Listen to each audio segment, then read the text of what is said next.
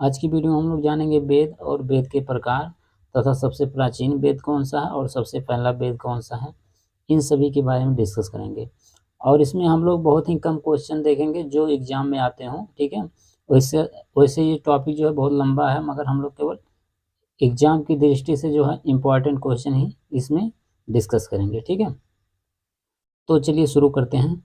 तो सबसे पहले हम लोग जान लेते हैं वेद है क्या, ठीक है। तो वेद जो है भारत का सबसे प्राचीन ग्रंथ है, ठीक है। अगर भारत की सबसे प्राचीन ग्रंथ की बात किया जाए तो वो हमारा वेद है, ठीक है। अब वेद के जो संकलनकर्ता कौन से हैं, महर्षि कृष्ण द्वैपायन वेद व्यास को माना जाता है, ठीक है। अब वेद हमारे कौन कितने हैं, 4 हैं। कौन कौन से हैं इसको देखते हैं। तो ये हमारे 4 वेद हैं, ऋग्वेद, यजुर्वेद, सामवेद, अथर्ववेद, ठीक है। ये हमारे हो गए वेद के प्रकार, यानी वेद हमारे 4 होते हैं, ठीक है। अब सबसे पहले हम लोग ऋग्वेद देखते हैं। ये हमारा हो गया ऋग्वेद। इसमें हम लोग इम्पोर्टेंट क्वेश्चन देखेंगे। जैसे इसमें दिया, इसमें 10 मंडल होते हैं, ठीक है। ऋग्वेद में 10 मंडल हैं और 1028 सूक्त हैं और 10,462 ऋचाएँ हैं, ठीक है।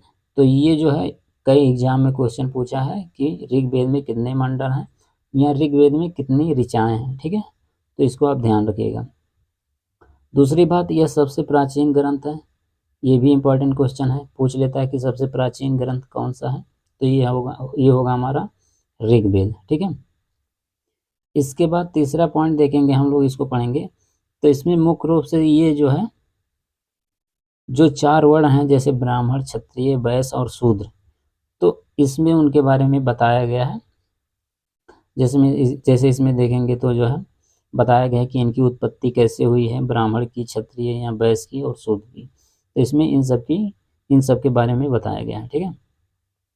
अब अगला हम लोग देखते हैं यजुर्वेद, ठीक है।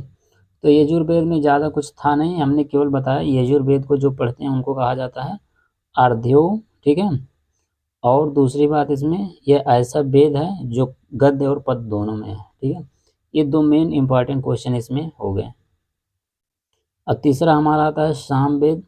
सामवेद में अगर हम लोग देखेंगे तो इसमें गाई जा सकने, यानी गाने वाली, जिसको हम लोग गा सकते हैं, वो जो है ऋचाओं का इसमें संकलन है। ऐसी ऋचाएँ जिसको हम लोग गा सकते हैं, ठीक है। और इसके पाठक को कहा जाता है उद्रात्री, ठीक है। उसके बाद इसे भारतीय संगीत का जनक भी कहा जाता है, ठीक है। ये 3 मेन इंपॉर्टेंट क्वेश्चन हो गए। लास्ट है हमारा अथर्ववेद, ठीक है। सबसे अंतिम जो हमारा वेद है वो अथर्ववेद है, और सबसे पहला जो है यानी सबसे प्राचीन जो है हमारा क्या है, ऋग्वेद, ठीक है। ये ध्यान रखिएगा।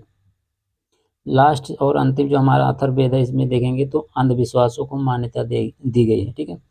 इस वेद में अंधविश्वासों को माना गया है, जिसमें तंत्र मंत्र, जादू टोना, शाप, वशीकरण, विवाह, प्रेम आदि को मान्यता दी गई है। उसके बाद दूसरी बात दिया है, इसमें सभा और समिति को प्रजापति की 2 पुत्रियां कहा गया है, ठीक है। इसमें जो सभा और समिति है उसको कहा गया है प्रजापति की 2 पुत्रियां हैं, ठीक है। तीसरा दिया है कि यह सबसे अंतिम वेद है, ठीक है। तो ये हो गए हमारे चारों वेद के बारे में हमने डिस्कस कर लिया, ठीक है। अब और भी कोई क्वेश्चन आपके मन में है तो उसको कमेंट करके पूछ सकते हैं, और वीडियो को ज़रूर शेयर करिएगा दोस्तों।